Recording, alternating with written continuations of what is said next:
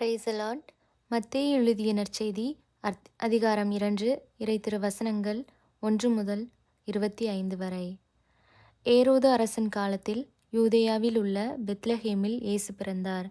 அப்பொழுது கிழக்கிலிருந்து ஞானிகள் எருசலேமுக்கு வந்து, யூதர்களின் அரசனாக பிறந்திருக்கிறவர் எங்கே? அவரது விண்மீன் எழக் கண்டோம், அவரை வணங்க வந்திருக்கிறோம் என்றார்கள். இதை கேட்டதும் ஏரோது அரசன் கலங்கினான்.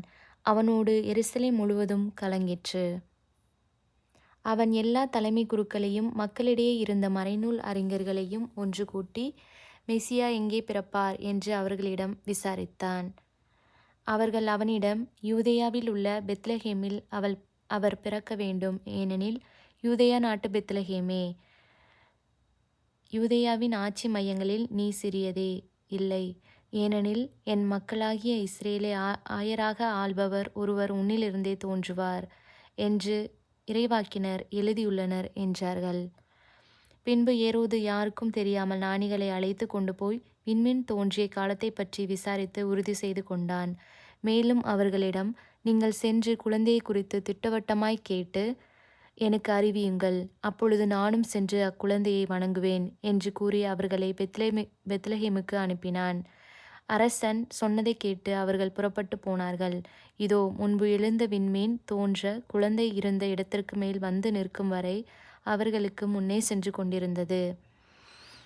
அங்கே நின்ற விண்மீனை கண்டதும் அவர்கள் மட்டில்லா பெருமகிழ்ச்சி அடைந்தார்கள். வீட்டிற்குள் அவர்கள் போய் குழந்தையை அதன் தாய் மரியா வைத்திருப்பதை கண்டார்கள். நெடுஞ்சான் கிடையாய் விழுந்து குழந்தையை வணங்கினார்கள். தங்கள் பேழைகளை திறந்து பொன்னும் சாம்பிராணியும் வெள்ளை போலமும் காணிக்கையாக கொடுத்தார்கள். ஏரோதிடம் திரும்பி போக வேண்டாம் என்று கனவில் அவர்கள் எச்சரிக்கப்பட்டதால் வேறு வழியாக தங்கள் நாடு திரும்பினார்கள். எகிப்துக்கு தப்பி ஓடி செல்லுதல்.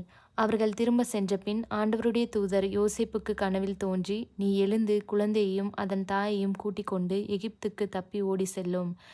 நான் உனக்கு சொல்லும் வரை அங்கேயே இரும், ஏனெனில் குழந்தையை ஏரோது கொல்வதற்காக தேடப்போகிறான் என்றார். யோசிப்பு எழுந்து குழந்தையும் அதன் தாயையும் கூட்டிக் கொண்டு இரவிலே எகிப்துக்கு புறப்பட்டு சென்றார். ஏரோது இறக்கும் வரை அங்கேயே இருந்தார். இவ்வாறு எகிப்திலிருந்து என் மகனை அழைத்து வந்தேன் என்று இறைவாக்கினர் வாயிலாக ஆண்டவர் உரைத்தது நிறைவேறியது. குழந்தைகள் படுகொலை.